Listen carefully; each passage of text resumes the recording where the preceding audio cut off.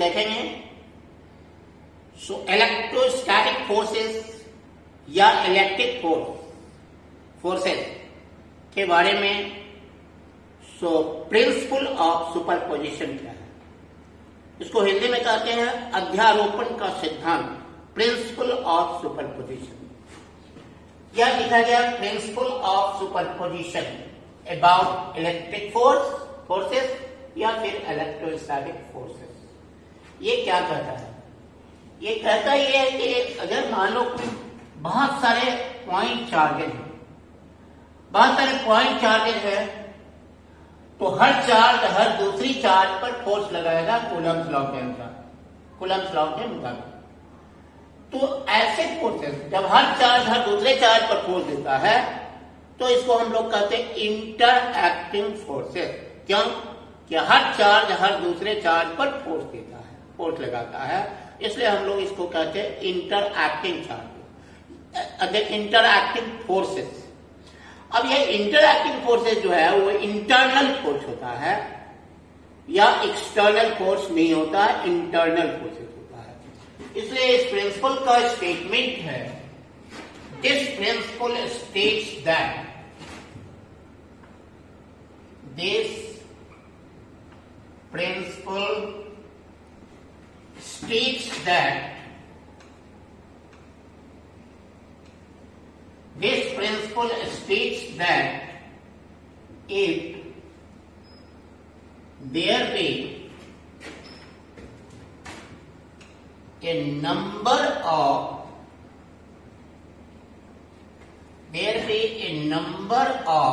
interacting charges,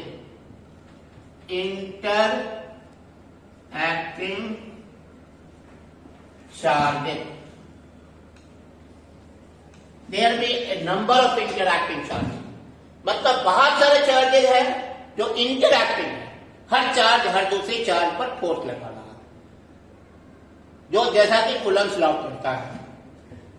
This principle states that if there be a number of interacting charges, then the net force, net का मतलब हुआ resultant force या total force, the net force on a given, the net force on a given charge, the net force on a given charge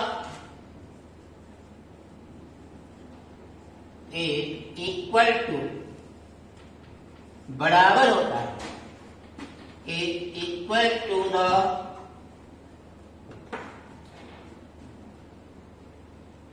vector sum.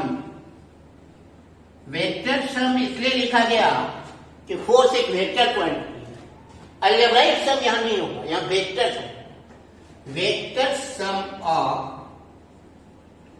The vector sum of the individual forces. Individual बने हुआ अलग अलग जो charges force लगा रहे हैं, vector sum of the individual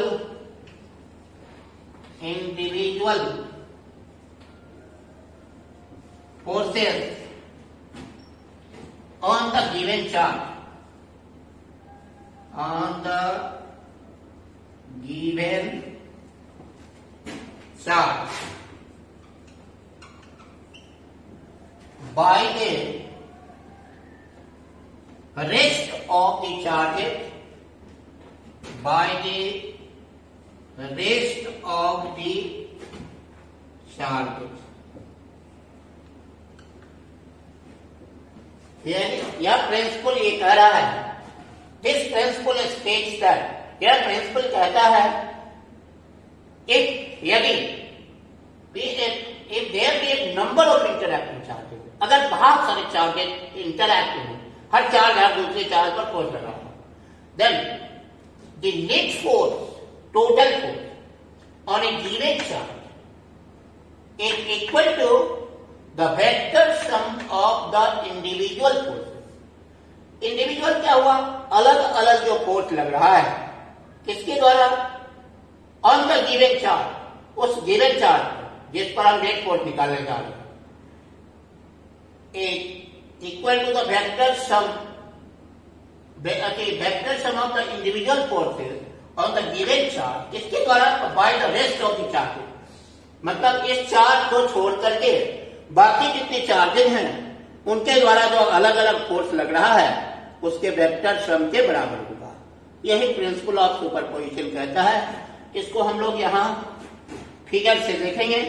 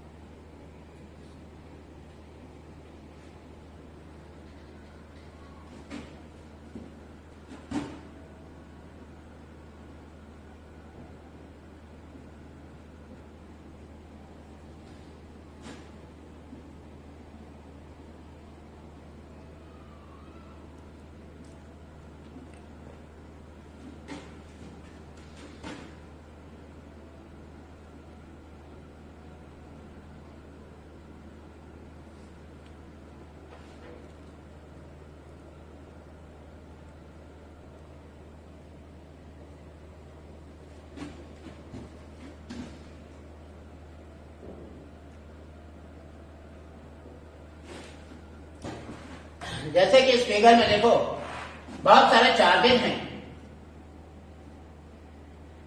इस figure में देखो बहुत सारे चार्जेस हैं, Q1, Q2, Q3, Q1, Q2, Q3, Q4 dot dot Qn। बहुत सारे चार्जेस हैं।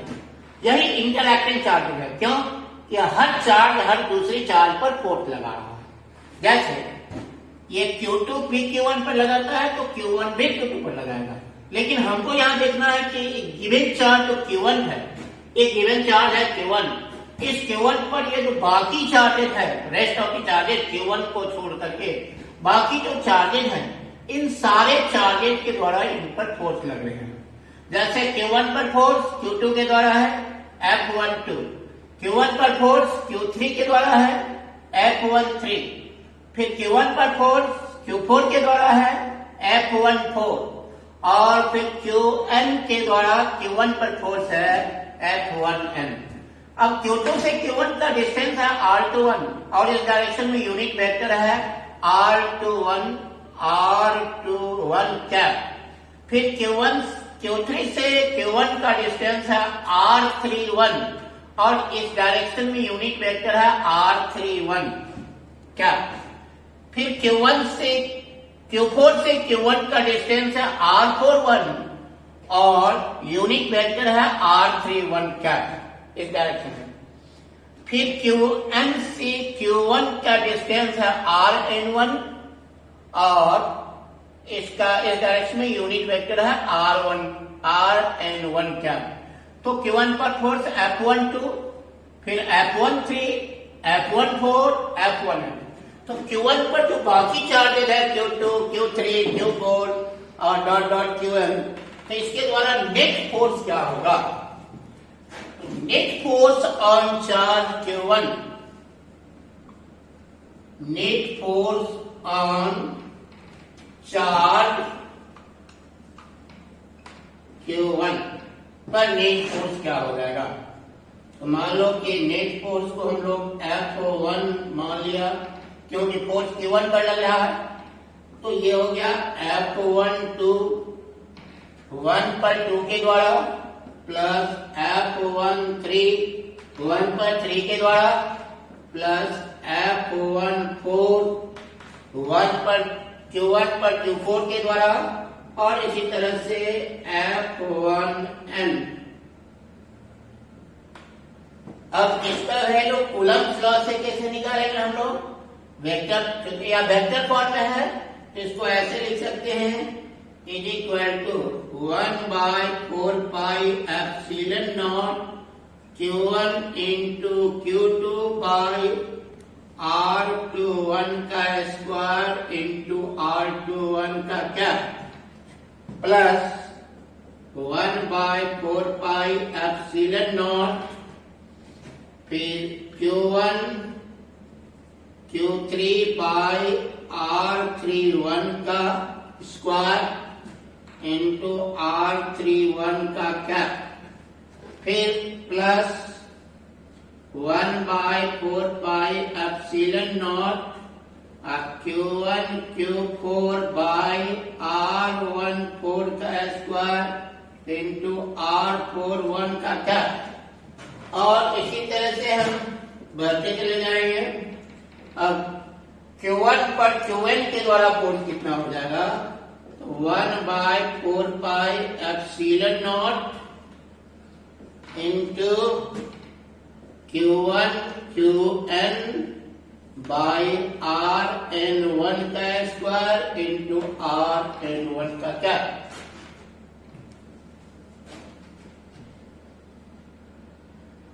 इसमें कॉमन लेना 5 ही वहां लेते हैं। और इसमें से अब हम लोग क्या करेंगे कि 1/4πε0 को कॉमन कर लेंगे, क्योंकि 1/4πε0 सब में है तो कॉमन कर लो। ये हो जाएगा net force on charge Q1 F1 बराबर 1/4πε0 को कॉमन कर लो तो ब्रैकेट में बच गया कितना, तो Q1 into Q2 by R21 का स्क्वायर इंटू R21 का कैप प्लस जगह नीचे वहां जगह कम है इसलिए नीचे यहां लिख रहे हैं हम लोग, प्लस ये Q1 into Q3 by R31 का स्क्वायर इंटू R31 का cap plus Q1 into Q4 by R41 का स्क्वायर इंटू R41 का कैप एंड प्लस प्लस सॉन यहां से हो जाएगा ये Q1 into Qn divided by Rn1 का स्क्वायर इंटू Rn1 का क्या, और सब ब्रैकेट में आ गया 1/4πε0। ये सब में था, सब में से कॉमन कर दिए तो ब्रैकेट में क्या बच गया Q1 into Q2 by R21 का स्क्वायर इंटू R21 का cap plus Q1 Q3 by R31 का कैप R31 का स्क्वायर इंटू R31 का कैप। थर्ड टर्म हो जाएगा Q1 Q4 बाई R41 का स्क्वायर इंटू R41 का कैप और इसके बाद डॉट डॉट करके ले लिया last term Q1 into Qn बटे Rn1 का स्क्वायर इंटू Rn1 का कैप।